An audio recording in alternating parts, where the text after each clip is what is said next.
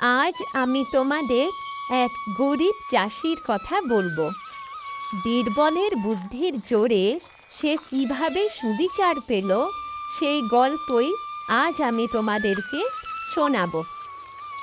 গ্রামের এক গরিব চাষি, সে সারা দিন জমিতে হাল চাষ করত, কিন্তু জমিতে জলের অভাবে ভালো ফসল ফলাতে পারত না।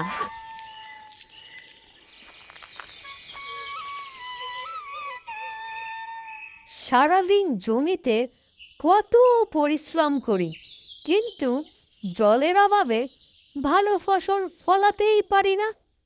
আমার জমির পাশে ওই কুয়োটা যদি পেতাম, তাহলে জমিতে জলের অভাব ঘুচত। কাল একবার কুয়োর মালিকের সাথে গিয়ে কথা বলবো ভাবছি। পরের দিন সকালে কুয়োর মালিকের সাথে চাষি কথা বলতে গেল। বাবু, আমার জমিতে জলের খুব অভাব।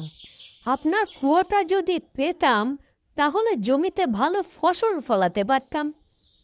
তোমায় ওটা আমি দিতেই পারি, তার জন্য তোমাকে আমায় 500 টাকা দিতে হবে।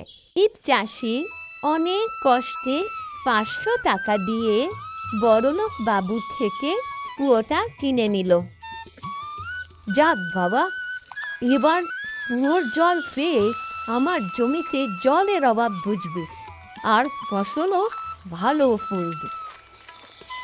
কিন্তু পরের দিন সকালে চাষি যখন জমিতে জল দেওয়ার জন্য কুয়ো থেকে জল তুলতে গেল, তখন সেই বাবু এসে হাজির হলো।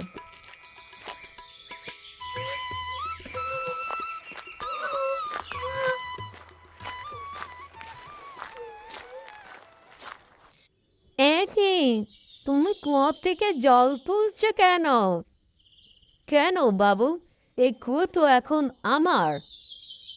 হ্যাঁ, কুয়োটা তোমার, কিন্তু কুয়োর মধ্যে যে জল আছে সেটা তো আমার। তুমি আমার থেকে কুয়োটা কিনেছো, কুয়োর জল তো কেননি। তুমি আমাকে না জিজ্ঞেস করে আমার জল নিচ্ছ কেন? বাবুর কথা শুনে চাষি হতবাক হয়ে গেল। সে কিছু বুঝতে না পেরে রাজার কাছে গেল।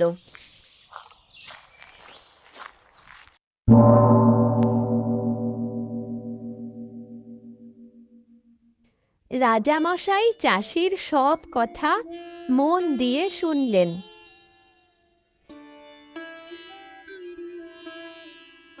বীরবল, আজ্ঞে মহারাজ। চাষির সব কথা শুনে তোমার কি মনে হলো? মহারাজ, এই বাবু অত্যন্ত ধূর্ত ও চালাক। সে চাষিকে ঠকাতে চাইছে। তুমি এই গরিব চাষির সাথে যাও আর এই সমস্যার সমাধান করো। আগে কাল যখন তুমি সকালে জমিতে জল দিতে যাবে, আমি তোমার সাথে যাব। পরদিন সকালে চাষি আর বীরবল দুজনে চাষের জমির দিকে চলল। শোনো চাষি, আজ তুমি কোনো কথা বলবে না। বাবুর সাথে আমি কথা বলবো। আগে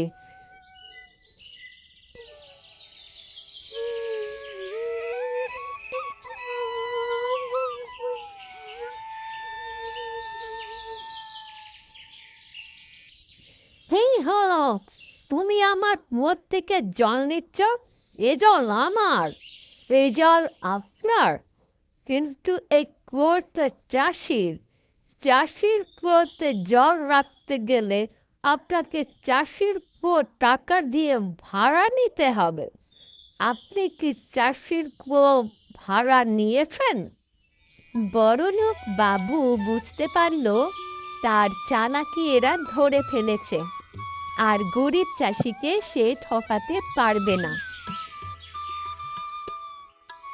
আমাকে ক্ষমা করে নাও চাষি, আমি তোমাকে ঠকাতে চেয়েছিলাম।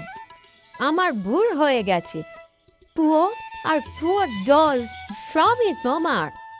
বীরবলের বুদ্ধির জোরে চাষি সুবিচার পেল আর ধূর্ত বাবুর কাছে ঠকবার হাত থেকে রক্ষা পেল।